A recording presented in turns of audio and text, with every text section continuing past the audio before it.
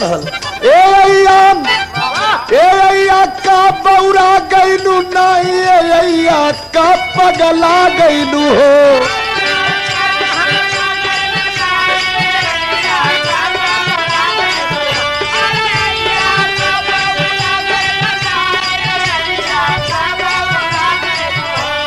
अरे अय्या का बौरा गइलू नहीं ए अय्या का पगला गइलू हो।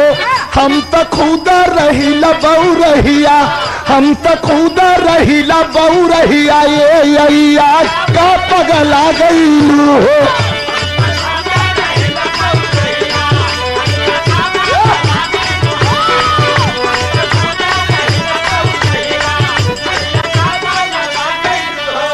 अरे हम का पगला नहीं रे का जाओ ने पत्थरा के काटे पत्थर काटा हुआ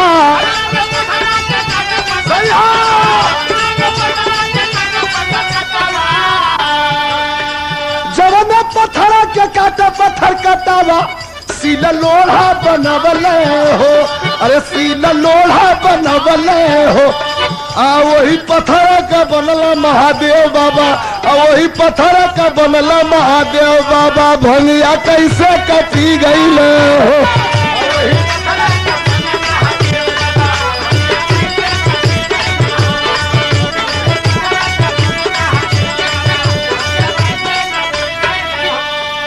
कान बिना मतलब का आवाज देलू। दूसरी लाइन समझावत बा जवन पड़वा के खाली गौ मैया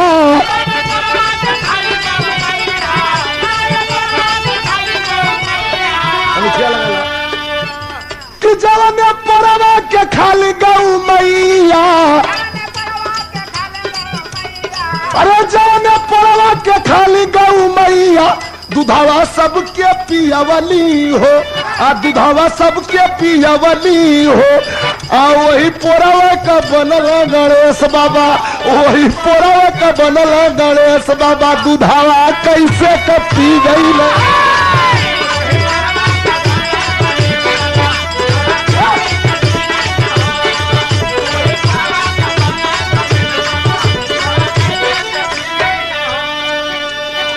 Subhash Singh cassette recording Singh music centre तहसील के पास सखिया चंदौली। ये टीवी टेप रेडियो की मरम्मत भी होती है और बिक्री भी। 50 रुपया पुरस्कार भैया के हमारे प्रणाम हो और 50 रुपया हमारे रवि प्रकाश चौबे जी की ओर से बहुत बहुत प्रणाम बा। के ठगुआ ठगुआ रहल बुद्धि कही। आवाज दो। गाजम गाजम पियले के सौखी।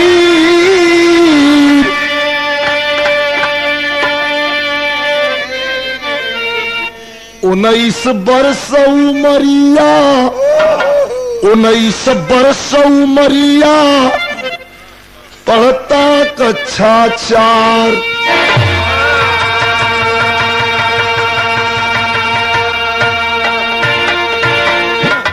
कहानी कुल बड़ा बढ़िया बढ़िया सुनला लोगन। कहियो हमारे घरे ही गल कौनो हमार नौकरवा रहल तब पूरी लइकवा रहल। अच्छा अच्छा तो बदलल कर। अच्छा इन्हों के घर वाली बता नहीं जाएगा सवेरे सवेरे का। हम ना बता इनके भैया का लइका कि केकर गईली इनके केहन तो कुछ लटपटा के बोलला ए भैया तहाँ ते आवत हुआ ता ताम का ता ताम ह ए तेरे बोलला लड़का ऐसा कुछ बोलबा करला कुछ। पहुंचली तब भेटाए लड़का हमका करे बाबू का हाल बा का तता पाल दी। हमका जिया हमका तोर सुरेंद्र भाई हम कहते के तोदत हुआ मतलब के खोजत हुआ लेकिन ओकरे कह के लहजा ऐसा को जमनिए लटपटा कहते थे तोदत हुआ। बाबा का बोल छोरे कहता था कि तोदत हुआ। हमका तोर चाची ततियो के तरवा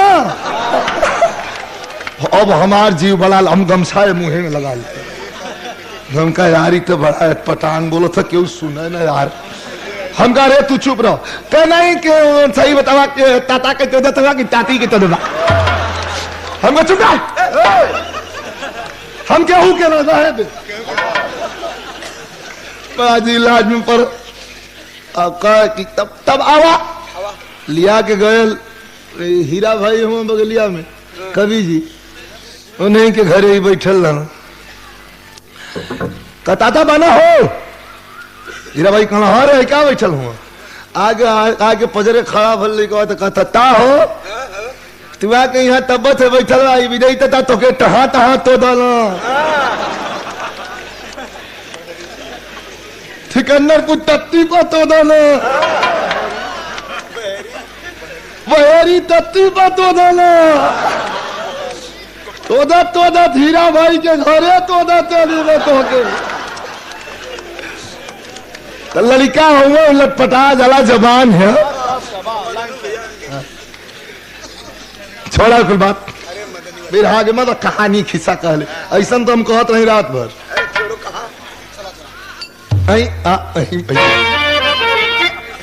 का खबरदार 19 वर्ष का उम्र है मारे दुलार में जब लड़का ना जियाला तो ये घुरहू को तवारी ठगुआ फेंकना ना धराला अकेला लड़का है बड़ा दुलार कहल है दूध घी चाप के खा था शरीर बहुत गई बियाह ना भले लेकिन बुद्धि का बहुत कमजोर है ऐसा ना बेकूफन बुद्धि बेबुद्धि वालन एक लाइन हम सेट कर ली बुल्लू गुरु वाली तर्ज लग गई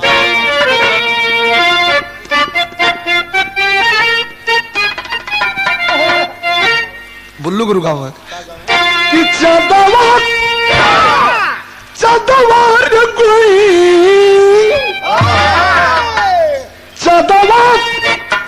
चदनिया से प्यार मांगला अरे हाय उधार मांगला बेकरार मांगला अंगनैया में बुला अनार मांगला अंगनैया में बुला अनार मांगला मिश्री करा सही गोलिया रे गोलिया रे गोलिया रे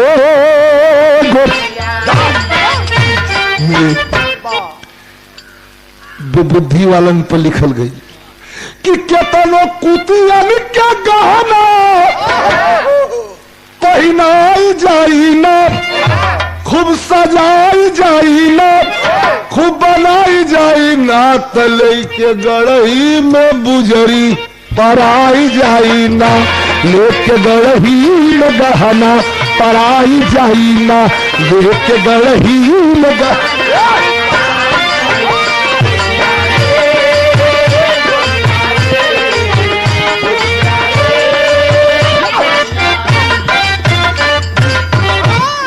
कांड शुरू हो ढेर तकलीफ ना दे 10-15 मिनट लेकिन आखिरी मजा आ जाए कभी 4 में से 3 में पढ़न लागे छल्ला छल्ला कुटकी छल्ला ले दादरा का कभी 4 में से 3 में पढ़न लागे पूछा सवाल मास्टर साहब तब लड़न लागे मारे डरन कौनो मास्टर उसे कुछ पूछे ना एक दिन मास्टर साहब प्रश्न किए हंसकर 4 या 4 जोड़ा बोलल ठगुआ कसकर एक दिन मास्टर जी सवाल करें कि बच्चों कापी खोल लो कुल लड़का अपन सरवा दिन भर पर गिरा के अपन पटरिये पोतत रह जब वह से मास्टर जी में तो पोतत मिले कह कर एक दिन भर में कुछ लिखल है कि तब पोतत मिले तो कह कि तब तो से मतलब लोग पटा गया कि यहाँ तो हमन मारू दे 2-4 बेहया डहरिया में पाई तो पटक के सवारी भर दे करेर मुसडंडा बटलो बा 4 पास करे तो 3 में बैठे 3 पास करे तो 2 में से 1 में प्राइमरी में पास एक दिन मास्टर साहब प्रश्न किए हंस करके, 4 या 4 जोड़ा बोला ठगुआ कस कर। 4 4 कितना होई के बताई? हाथ उठाओ बच्चों। कुल लइका ओई में हेता ओई में सम्मा पड़वा बैठल बा, दोनों हाथ उठौलस। जी हम खड़ा हो बोल। कलश की 4 हम ना जानी अचार के खाए का 4 और हम ना जानी ला घरे बाऊ अचार देनो। अच्छा सारे कहो रे गरियबे तोरी नानी के। मास्टर जी कहना पता नहीं तो सारे मारी जरूर। कहे कि 4 हम ना जानी भैया वो हर का 4 हम ना जानी अचार के खायल जा। कहे मास्टर जी एकरे बुद्धि में लगल। कहे मुंशी जी 4 4 जब जोड़ल जाए बेवकूफ गधा न लायक। कहे मास्टर जी 4 4 जब जोड़ल। कहे ठगुआ की इनके डहरी में तोड़ल जा। मास्टर जी समझावत हुआ कि न लायक बेवकूफ 4 4 जब जोड़ल जाए। एक लड़का से कहता कि चलिए डहर में तो धोके इनके तोड़ल। हुए खफा तब मास्टर साहब नाम काट दिए। हुए खफा तब मास्टर साहब नाम काट दिए। रो ठगुआ में स्कूल वाले छाप दिए।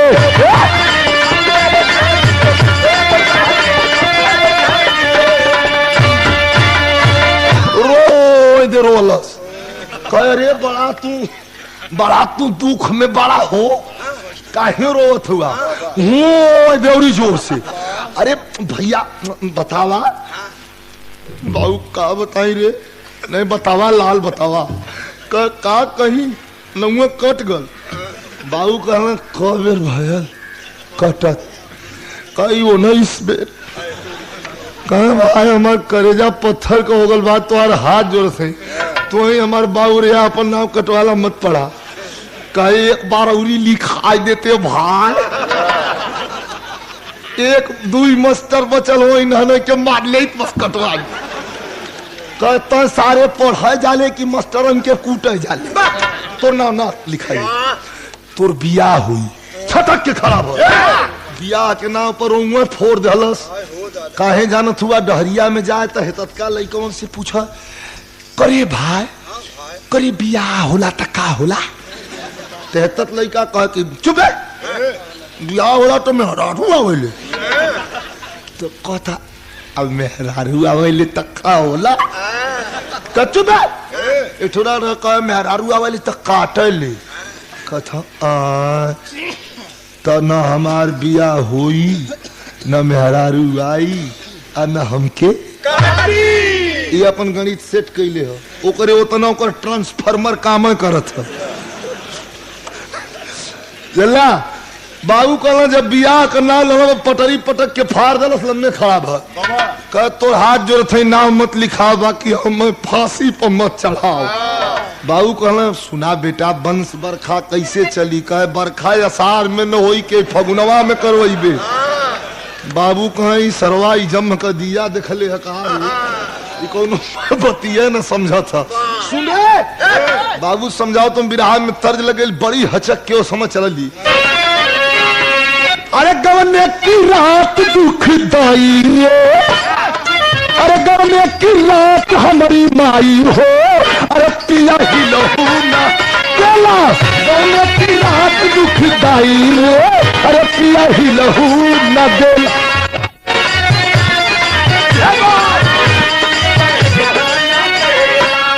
बाबू का हालन हो रसाई हो।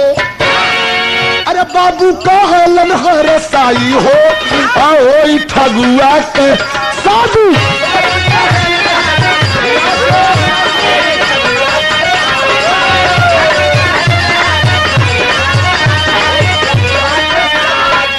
ठगुआ का बाबू एक साथी बोलाए।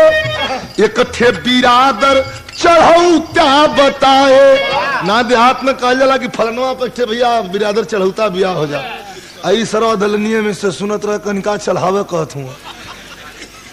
निकलल हाथ जोड़ ले जब वो आदमी चल गल कह अच्छा चढ़ाए देला जल्दी घबरा में। हाथ जोड़ ले निकलल कहलस कि मैं हरिया नहीं चाहिए बाबूजी। कहला का भले कह रे चुप रहो भाई, कैसन ना चाहिए? कहा कि सारा चढ़ जाई हो तो टूट जाई पजरिया रे पजरिया रे पजरिया।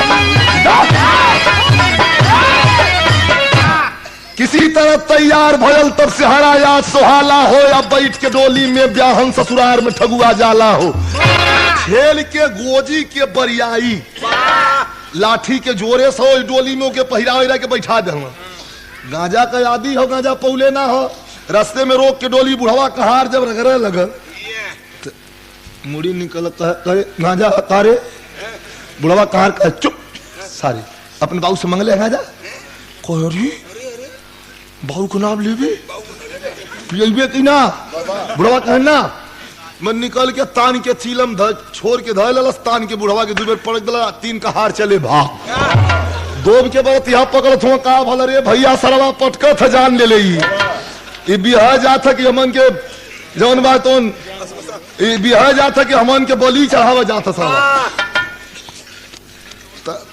पी के गांजा हो जा जब ठीक बल तब बुढ़वा कहां से कल करे दादा तो के मरलिए घाव लगल का? कहना ही घाव कहाँ लगल है? छिनरो वाले कहाँ घाव लगल? कह यार तब डोलिया में तो ही बैठ तब हम धोई। बाबू कर घूरा तलना कहलो करे सारे तो दुल्हा हो गए बैठ। जब दुआरे पर बारात आ के लगल बाजा अपन बजत बा परिछन वाला तू तू तुड़ू तुड़ू ये अपन बजत बा और धाई पक अब मेहरारू मार शुरू के ले भाई के करी बसिया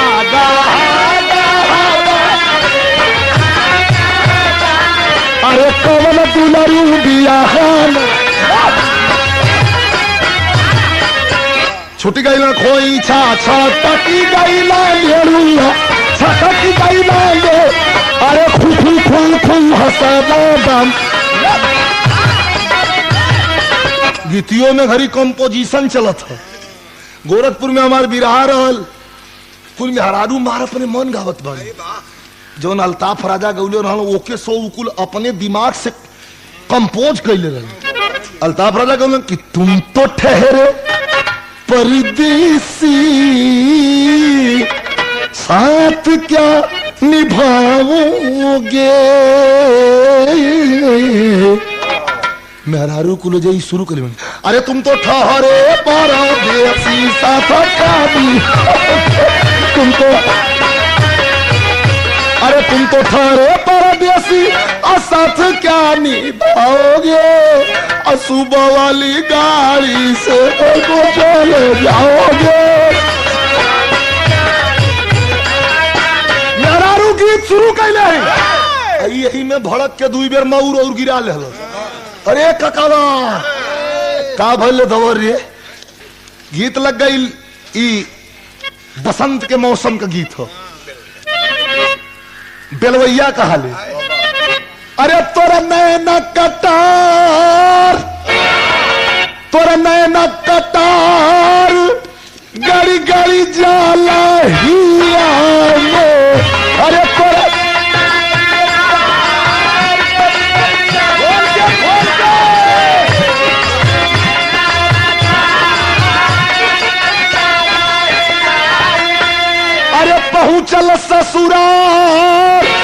पहुंचल ससुरार भला गाँव सखिया सब गारी।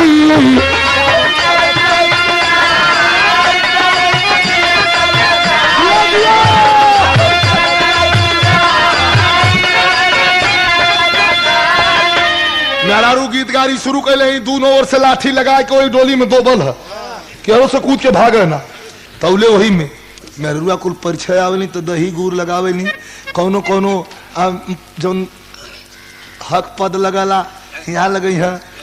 हमार बिया तनी करेर भैले पतनी तनी दाढ़ी मोछा गिर भैल तो एक ठौरी कहा कि दुल्हवा के जना था गोड़वा लंगड़ का हम कल हाँ तनी लंगड़ो हम चलबे करीला बस निकल के अब परिचय ना बोल बस निकल के कार में से बहरे खड़ा हो गई। भाई बचपन से जमीन में रह गवैया आदमी हम कल हाँ कहो चल के दिखावा तो नवनिया रहल मजाक करत रहल कोई मेरा कहा का तुम बोले लो अब हम कली सरवा सही ना हम सो लंगड़ जाना थे तकलीफ कवि जी को कवि जी कहा हाँ हाँ गायन चल के दिखा दा अब चल के दिखावे लगली छोरी कहा लड़की का करम तो फूट गल हमका लड़कों का टूटल है आ तौले ठगुआ बैठल बा रुपया मिलल एक छोरी लिया के 10 रुपया धय के आ दही जब हेपर लगौल तो कटोरी रुपया तो ठीक है दैया मुहवा में जाई कि लीलरा खाई मेरा रू मुंह तो क्यों सत हे बहुत मजा किया लगत हूँ और ना जानत है कि एक कनेक्शन है तना है तो रुपया मिलल तब हौसल बागवरवा तौले कपड़ा पसास जी घूमवली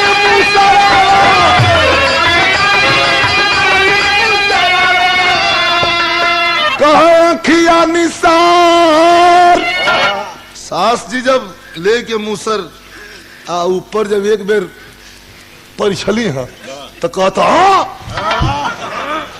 वही टोली में से अब वो मार तोप के मुंह खोखू खोखू हंसते हैं बाबू बड़ा बहुत मजा किया लगा था उनके ना पता है कि इनका कटआउट ऐसा ना अरे भाई दिया आगे का भाई तैयारी पहुंचल कोहबर में ता मंगल गाओ सखी गीत लहरारी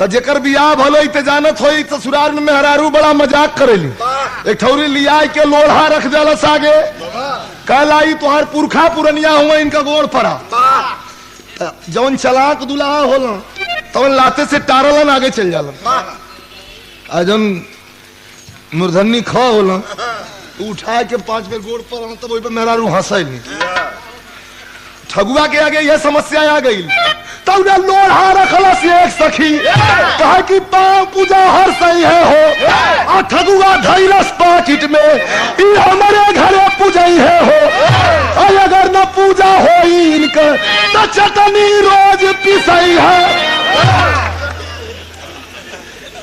अच्छा तो लड़मकवन के कहीं कहीं तुक बैठ जाला बड़ा नीक एकर तुक बैठा था कहा कि हम काहे के गोड़ परी अब इन्हन की विश्वास हो गल कि खाली मजाक करत दुल्हा बहुत अतौले ये भैया निकाल कुर्ता निकल सोचा था काटी भर दे ये पुजारी छुटरिया सोचा ध्यान लगाई कुर्ता निकाल के झाड़ के ध दलस पैजामा निकाल के झाड़ के ध दलस गंजी निकाल के झाड़ के ध दलस जब ने कर पर हाथ लगाई हो डोरी खोल के हतरा पर चकरा के खड़ा हो गल कहे बतावा लोगन जैबू की झाड़ दे अब तो मेहरा रुकुल ही दुआरी पर मुंह माइल की दगलवा धक दे खोल न दे जैबू लोग की झाड़ दे तौले 1 2 3 बोला था धक दे खोल दे मेहरिया नहीं चाहिए बाबूजी भागा सकी सलाह देखली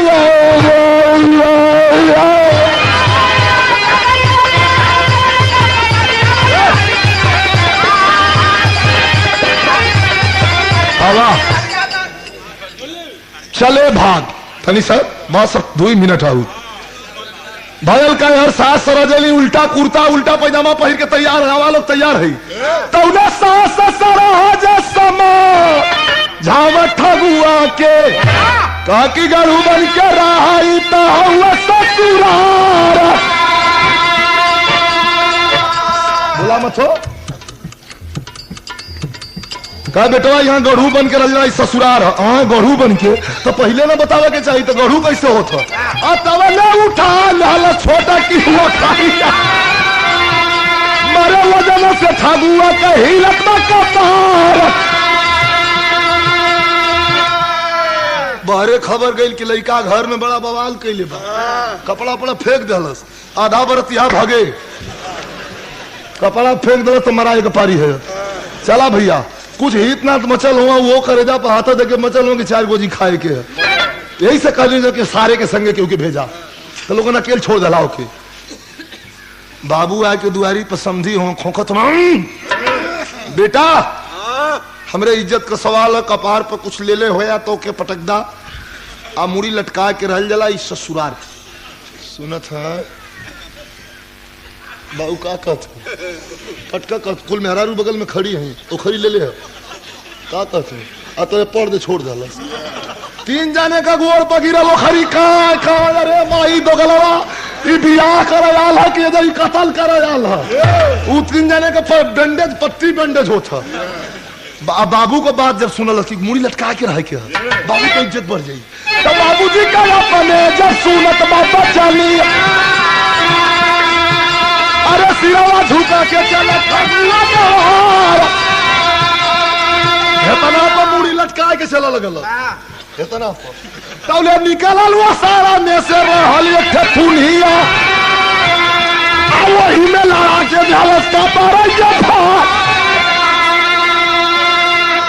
एक खोचा हाथ खून नहीं निकल रहा जाए तो में मार के धाए चित्ता उलट गल मारे खूना खून एक ओकर साली रहल दौड़ल जीजा का कपार फूट गल कैंची लिया बार काटा उ कैंची लिया इल बरावा फूटल है तनी सा अब ओकर बरावा काट के कहतरी कट बना देलस इतना राखी है झाला वही पे धर के पुरान इठे धोती से एकदम गंदा वही से बनल से खून उन चुअल बा हुड़ार मत इन ताकत है तेहरों से मौका पाई तो बहुत बेजोर पर आई ये बियाह करे ना लिया लमन सो हम फांसी पर चढ़ावे लिया लमन नौआ गाल गट्टा धेले कह चल भौसड़ी वाले तो ही के मुआवत है बहरे हाल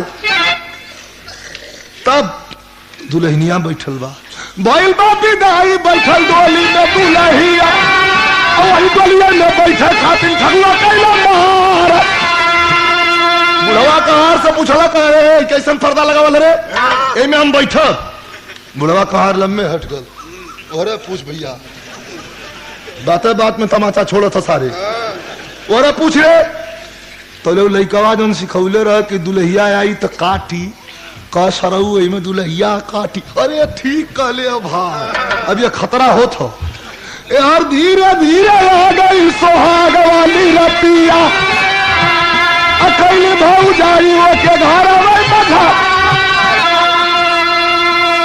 केचुआयल पाड़ा जैसे गिरल भैंसी के पड़वा बिरादरी में हमरे पिया जल आ केचुआ के गिर जाल कोई तरह केचुआले पाड़ा मत गिरल है कि घर में जाई तो काटी तो से फलनवा कहले हो कब के काटी हो जवानी है दुल्हनिया कैलस का कि बोलता एगो चुम्मा दे ही दे हाली तले भगवा रोवाला देलो मुहाज उठा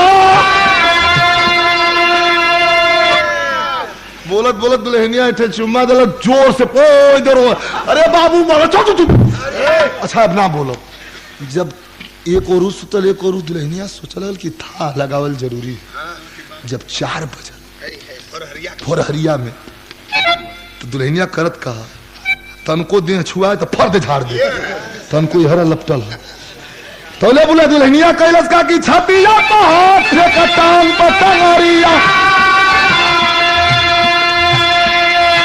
टंगिया पकड़े टंगिया फेंक तनी तनी के नींद लगत बा टांग पर टांग कर फेंक के यहाँ से सुहरावे शुरू कैलस और यहाँ तक सुहरावे लगा कि देखी तक कुछ होला ही नहीं तौला उल्टा समझा तू नहीं कलम नहीं इरादा चिल्लायल बा ठगुआ दालन आबर का दादा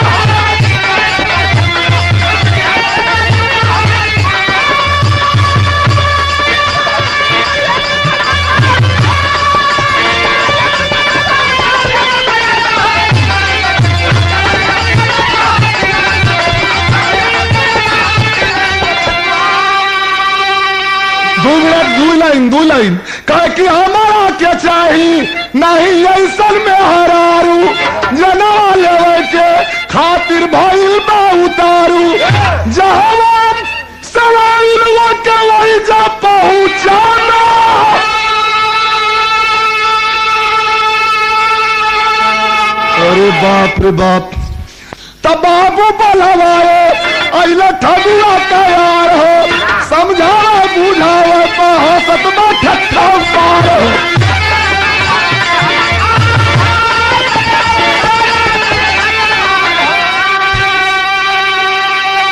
हमका जानी यार की मजा दायत ना जाना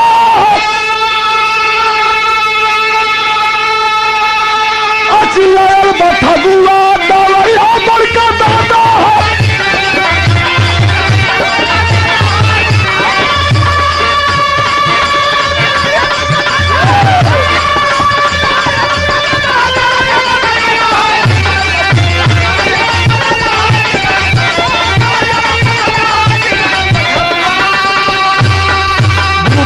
बुद्धि के बलिहारी स्वर्ग चंद्रिका कवि बच्चन जी बने पुजारी मैं हरियाणा ही चाहिए बाबू जी